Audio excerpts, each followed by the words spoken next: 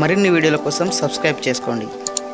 అదేవిధంగా పక్కనే ఉన్న బెల్ ఐకాన్ క్లిక్ చేసి వీడియో నోటిఫికేషన్స్ని పొందండి. ఓకే సార్, మరి మీరు ఎడ్యుకేషన్ తర్వాత ఇప్పుడు మీరు బీటెక్ ఆఫ్టర్ బీటెక్ మీరు 3 years జాబ్ చేశారని కూడా తెలిసింది. సో మరి ఆ జాబ్ చేసిన తర్వాత మళ్ళీ ఎందుకు ఆ జాబ్ వదిలేసి ఇటువైపుగా సివిల్స్ వైపు అడుగులేశాడు? సో ఈ సివిల్స్ రాయాలనే ఆలోచన మీకు ఎప్పుడు కలిగింది? సో ఎవరి స్ఫూర్తి?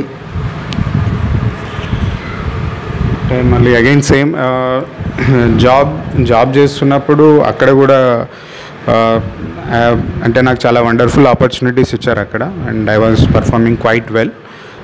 సో నాకు అక్కడ జాబ్ పరంగా నాకు పెద్దగా ఇబ్బంది ఏం లేదు. In fact I enjoyed doing that job. నాకు మరీ పెద్ద ఇష్యూస్ ఏం లేకుండే. మేనేజర్స్ కానీ సీనియర్ మేనేజర్స్ కానీ నాకు డైరెక్ట్ వైస్ ప్రెసిడెంట్ ఆఫ్ మా హెడ్ ఏదైతే ఉంటుందో వాళ్ళ వరకు యాక్సెస్ ఉండేది. అంటే వాళ్ళు అంతగా ఎంకరేజ్ చేసేవాళ్ళు. సో జాబ్లో కూడా ఆ సాటిస్ఫాక్షన్ కూడా ఉండింది. బట్ నాకు ఏంటంటే మన ఫుల్ పొటెన్షియల్ మనం ఎప్పుడు ఇంతవరకు రియలైజ్ అవ్వలేదు. So why can't we give civil services? And civil సర్వీసెస్లో ఏంటంటే జాబ్ స్కోప్ అనేది చాలా ఎక్కువ. ఇప్పుడు మనం ఐఏఎస్ తీసుకుంటే వేరియస్ కెపాసిటీస్లో వేరియస్ డిపార్ట్మెంట్లో పనిచేయచ్చు. అండ్ ఇటువంటి ఎక్స్పీరియన్స్ అనేది మనకు ఎక్కడ దొరకదు. It's highly impossible. మనకు ఏ జాబ్ కూడా ఇంత డైవర్సిఫైయింగ్ వర్క్ నేచర్ అనేది ఇవ్వదు. So ultimately it will be అంటే చాలా ఫుల్ఫిల్లింగ్ ఉంటుందన్నమాట. అంటే లైఫ్ లాంగ్ లర్నింగ్ ఎక్స్పీరియన్స్ ఉంటుంది. అండ్ డీలింగ్ విత్ పీపుల్ ఉంటుంది. అంటే డైరెక్ట్ ఇంటరాక్షన్ విత్ పీపుల్ ఉంటుంది. దాని తర్వాత you can directly solve the problems. So అందుకోసం అని చెప్పేసి నేను సివిల్ సర్వీసెస్లోకి రావాలనుకున్నాను. స్ఫూర్తి అంటే నేను ఇంతకుముందుకు ఇంటర్వ్యూలో చెప్పినట్టు నేను ఎక్కడో వేరే దగ్గర వెతుక్కోవాల్సిన అవసరం నాకు లేకుండేది. My parents both were very hard workers. అంటే వాళ్ళు చాలా హంబల్ బ్యాక్గ్రౌండ్స్ నుంచి they rise up to this level. అంటే ఇంతకుముందుకు మీరు ఇంటర్వ్యూలో ఇంట్రడక్షన్ ఇచ్చినట్టు మీది అంటే ఇప్పుడు అచ్చంపేట అంటే అండ్ ఈ area Nallamala area rural background. But I never fell that.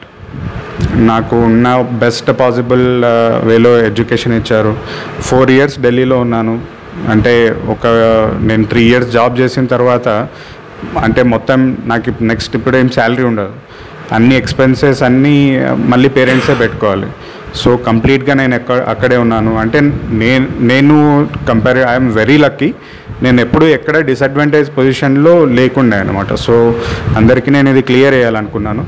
So ఇంటర్లో ఉన్నప్పుడు నాకు కావాల్సిన బెస్ట్ ఎడ్యుకేషన్ అంటే అప్పుడు మా డాడీ ఎక్కడెక్కడైతే బాగుంటుందనేది నాకేం తెలీదు. బట్ ఆయన మొత్తం హైదరాబాద్లో విజయవాడలో అక్కడ అన్నీ తిరిగి ఇన్స్టిట్యూట్స్ తెలుసుకొని మొత్తం అంటే వాళ్ళు ఐడెంటిఫై చేసి సో ఏదైనా కానీ నాకు బెస్ట్ ఆప్షన్ ఇవ్వాలని అనుకున్నారు.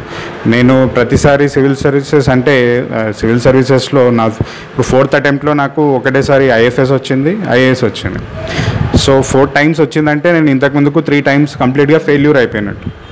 సో ఈ ఫెయిల్యూర్ అయినప్పుడు కూడా అంటే నేను ప్రతిసారి ఫెయిల్యూర్ అయినప్పుడు నాకు చాలా అంటే టెన్షన్గా ఉండేదన్నమాట.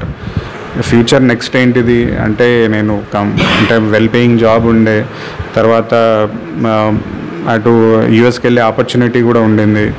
సో అవన్నీ వదిలేసి అట్ లాస్ట్ మళ్ళీ జీరో లాగా మిగిలిపోతానేమో చాలా భయం వేసేది అనమాట.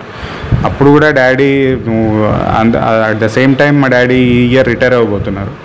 ఈ రిటైర్మెంట్ అయిన తర్వాత ఫైనాన్షియల్ కన్స్ట్రెయింట్స్ ఉంటాయి, ఇవన్నీ ఉంటాయి అన్నమాట.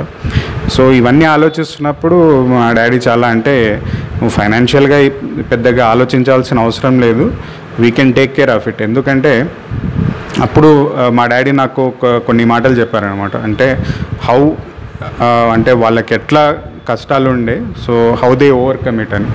సో మా డాడీ వాళ్ళు చిన్న యంగ్ ఏజ్లోనే వాళ్ళ ఫాదర్ ఎక్స్పైర్ అయ్యారు అప్పుడు. సో వాళ్ళ బ్రదర్స్ని ఒక ఫ్యామిలీ మొత్తాన్ని నిలబెట్టారనమాట. అప్పుడు వాళ్ళ శాలరీ ఎంత 600 700 ఎంతో ఉండే. అప్పుడే వాళ్ళకి అంటే పెద్ద పెద్ద చదువులు చెప్పించారు అప్పుడు. సో నీకు చదువు చెప్పియడం నాకు పెద్ద ప్రాబ్లం కాదు, నీకు ఒకవేళ ఫెయిల్ అయినా కానీ you can go for masters. So అంత ధైర్యం చెప్పించారు నాకు. సో అల్టిమేట్లీ అదే అండి, అంటే నాకు అంత పేరెంట్స్ది అంత సపోర్ట్ ఉండే. సో నాకు పెద్దగా ఎప్పుడు ఇబ్బంది కాలేదన్నమాట. అంటే ఫైనాన్షియల్ మ్యాటర్స్ కానీ ఇప్పుడు అంటే నేను ఆల్మోస్ట్ అంటే 4 అటెంప్ట్స్ అంటే 4 years ఖాళీగా ఉన్నట్టు. 4 years ఖాళీగా ఉండడం అంటే పక్కన ఉన్న వాళ్ళు కానీ రిలేటివ్స్ కానీ వాళ్ళు వీళ్ళు we have to face so many tough questions. ఎక్కడికి వెళ్ళినా అంటే నేను ఎక్కడికి వెళ్ళాను, బట్ పేరెంట్స్ ఎక్కడికి వెళ్ళినా కానీ the first question which pops up is మీ వాడు ఏం చేస్తున్నాడు, ఇట్లాంటి క్వశ్చన్స్ వస్తూ ఉంటాయి అన్నమాట. సో నాకు ఎప్పుడు అట్లా ఎక్స్టర్నల్ ప్రెషర్ లేకుండా మొత్తం ప్రెషర్ మొత్తం మా పేరెంట్సే తీసుకున్నారు. అండ్ నేను అంటే మళ్ళీ అదే అండి, చాలామంది అంటే ఇప్పుడు ఒక్కొక్కరికి ఒక్కొక్క ట్యాగ్ ఇస్తారనమాట, మైనారిటీ కమ్యూనిటీ అని అదని ఇదని. సో ఏ కమ్యూనిటీ అయినా ఏదన్నా నేను మాత్రం ఒకటే చెప్పాలనుకుంటున్నాను. మోస్ట్ ఇంపార్టెంట్ ఏంటంటే ఎడ్యుకేషన్ అనేది చాలా important. Particularly girl education important and ఇంట్లో ఉండే విమెన్ ఎడ్యుకేషన్ అనేది చాలా ఇంపార్టెంట్.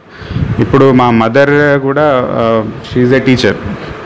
అంటే ఇప్పుడు మీరు మీ ఇంట్లలో కూడా వెతుక్కోండి, you will find a inspiration stories from them. Just talk to them, listen to them, how they tackle their struggles, మీకే తెలుస్తుంది. మా మదర్ కూడా పెళ్ళైన తర్వాత అప్పట్లో తొందరగా పెళ్ళిళ్ళు చేసేవారు. పెళ్ళైన తర్వాత ఇంటర్ కంప్లీట్ చేసి, డిగ్రీ కంప్లీట్ చేసి, ఇండిపెండెంట్ కంప్లీట్ చేసి, ఇదంతా అంటే మేము పెరుగుతున్నాం. అట్ ద సేమ్ టైం మా మమ్మీ కూడా ఎడ్యుకేషనల్లీ షీఈస్ గ్రోయింగ్ అప్ అనమాట. సో మేమంతా కలిసి చదువుకునే ఆ అట్మాస్ఫియర్ ఉండేది.